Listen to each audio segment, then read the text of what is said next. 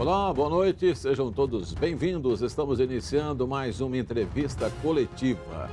E hoje nós vamos falar de um assunto que é um assunto bem da moda, mas que todo mundo fala e pouca gente conhece. É sobre as organizações sociais, as famosas OS. Cada vez mais o poder público tem se socorrido das OS para poder tocar o seu orçamento, as suas necessidades, as suas obras, enfim. Aqui em Campinas, especificamente, mais recentemente, o Hospital Ouro Verde pode ser administrado a partir de agora por uma OS. E o que é isso? Por isso convidamos o Sr. Takashi Yamauchi, ele é coordenador do Centro de Estudos do Terceiro Setor. Boa noite, Sr. Takashi, tudo bem? Boa noite. Conosco também Rose Guglielminetti, jornalista aqui da Band. Tudo bem, Rose? Boa noite. Tudo bem, boa noite a todos. Boa noite, obrigada por ter aceito o nosso convite. Eu posso começar? Deixa eu começar hoje. Deixa eu começar. Porque ele está querendo roubar perguntas. Pelo menos me explicar inicialmente o que é OS. Depois você faz as perguntas mais inteligentes. Mas o que é OS?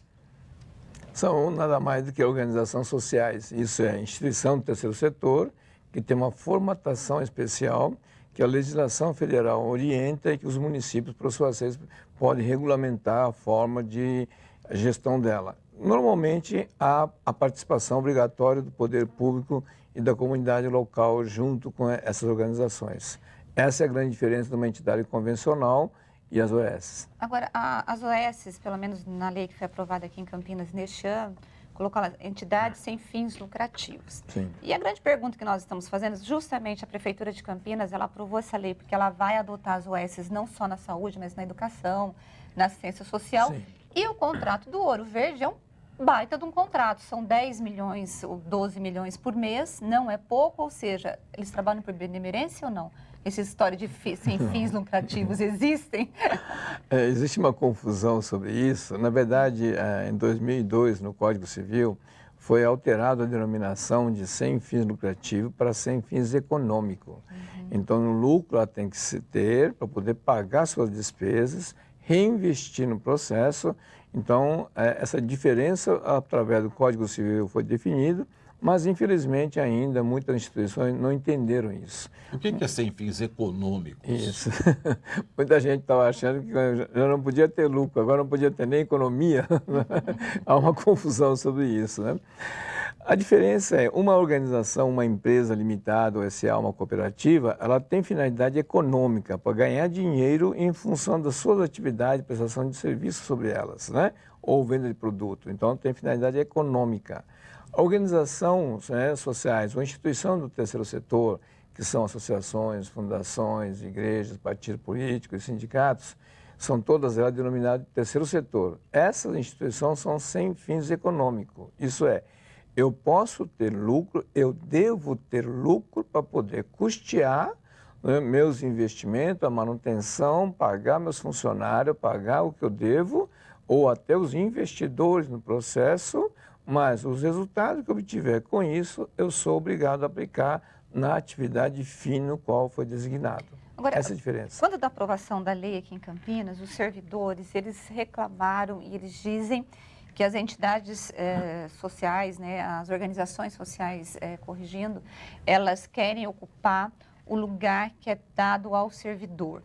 As organizações sociais, elas são nocivas ou são boas para o poder público? É a solução em relação à lei de responsabilidade fiscal? Sim, aí sim, existe realmente essa discussão bem grande no Brasil inteiro, não é só aqui, né? E realmente o funcionário público, do ponto de vista, né, sindicalista, no caso, ela tem que opor, porque, afinal de contas, tem que proteger o seu grupo de trabalho, vamos chamar, tá? Então, nada contra, acho que faz parte.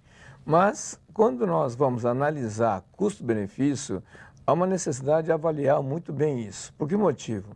Quando você está fazendo a gestão de uma unidade de saúde através, né, do governo, infelizmente, quando o governo faz a compra de produtos, equipamentos, medicamentos, quando é obrigado a fazer a licitação convencional, o que acontece? Já está embutido nisso todo um efeito cascata de tributo. Enquanto que se uma associação, uma OS, estiver certificada e trabalhar dessa forma, ela tem um benefício da imunidade tributária. Isso é, está isento de ISS IPTU, ICMS, IPI. Então, o custo operacional daquela unidade de saúde, há uma diferença enorme, no mínimo de 28% até 32% de diferença do custo operacional. Então, se nós imaginarmos só esse aspecto econômico no processo, muda completamente essa configuração. Lógico que o trabalhador tem esse outro lado da questão de que o governo está entregando para a iniciativa privada e o funcionalismo público acaba minguando, vamos chamar, né? Mas eu creio que tem que fazer, né, a dosagem entre as duas soluções. Seu Takashi, sempre me intrigou essa história de não ter fins, primeiro, lucrativos e agora econômicos, né? E até cheguei uma vez a falar na Rádio Bandeirantes que as entidades não têm fins econômicos ou lucrativos, mas os seus dirigentes estão cada vez mais ricos. Acho até que eu exagerei, né? Mas vamos ficar nessa parte que eu acho que é vulnerável das OS. Ela tem que reaplicar aquilo que sobra do seu trabalho. Mas se não sobra nada, paga um salário enorme para cada dirigente, todo mundo vive na maior mordomia, não sobra nada, ela continua tudo bem. E os seus dirigentes, como eu disse, repito, cada vez mais ricos. Quem é que controla isso? Esse risco realmente ocorre se você não houver um acompanhamento e uma fiscalização. O grande tchan da questão da OS, que estatutariamente, por questão de documentação, é obrigado a ter a participação do poder público e da comunidade. Isso as contas são abertas para valer. Agora, se a comunidade não está capacitada para fiscalizar isso, nem o poder público não puder acompanhar como deve acompanhar, então, lógico que corre esse risco. Mas mesmo que ocorra, eventualmente, um processo desse, numa OS, numa simples denúncia como promotoria pública, pode simplesmente destituir aquele grupo e ter uma nova gestão. Então, tem uma facilidade muito grande e completamente diferente de uma maneira convencional de uma gestão pública. Aí, dentro dessa história do dinheiro que o Zé está colocando, que os dirigentes podem ficar ricos, eu quero falar sobre o trabalhador de OS. O que se coloca é que há uma precarização do trabalho quando esses funcionários são contratados por OS. E principalmente quando você compara também em relação ao salário do servidor. Por exemplo, você pega na educação, um professor médio salarial aqui em Campinas, R$3.000. Um professor de uma OS na educação, R$1.000. Aí a questão da isonomia já está quebrada.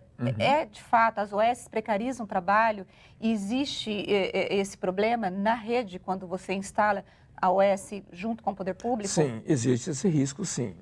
Quando a OS é mal administrada, tanto faz ser público ou privado, é a mesma coisa que nós falamos, né? Então, isso existe. Só que nas OS, os trabalhadores têm muito mais força de trabalho, de negociar e ter um salário justo do que o poder público. Então, a diferença é enorme. Depende apenas da organização desses funcionários, de como está pleiteando isso. Assim como as OS, elas podem ter uma receita complementar totalmente diferente numa área pública. Isso se eu sou um ente público e de saúde, eu só posso receber recursos apenas, único, exclusivamente, do atendimento de saúde. Morreu, acabou. Tá.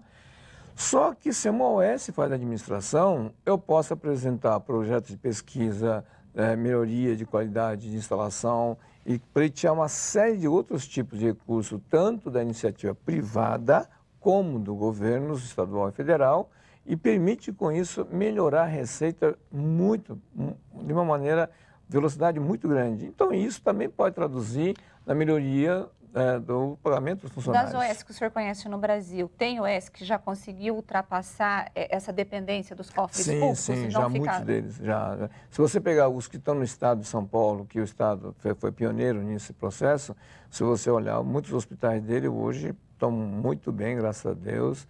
E, lógico, também depende da administração da OS, né? Que é outro problema sério. Se o OS for administrado de uma maneira cômoda, tradicional, é lógico que vai ficar na mesma situação. Se os gestores, naquele grupo participativo, que é a comunidade, que é ela que tem que cobrar a ação junto, estiver nesse processo de uma forma bem presente, muda completamente. O foco tem que ser iniciativa privada, que o senhor está querendo dizer assim, não vamos administrar igual ao poder público, vamos administrar de acordo com a iniciativa privada, é isso? Exatamente. A grande diferencial é exatamente isso. Eu posso mandar embora um funcionário, num poder público, poder me afastar um funcionário, demitir um funcionário, o processo que me causa de desgaste, de inquérito, até apurar esse processo, é um trâmite, é um drama. E é possível ter, eu já te deixo você falar, Geraldo, é competitividade na UES? Sim, não só deve se fazer também, igual na área pública, plano de carreiras, salários. Então, em função da produtividade, em função do atendimento, de pontuação que pode ser criado, essas pessoas podem ser remuneradas melhores. Então, permite fazer esse tipo de ação.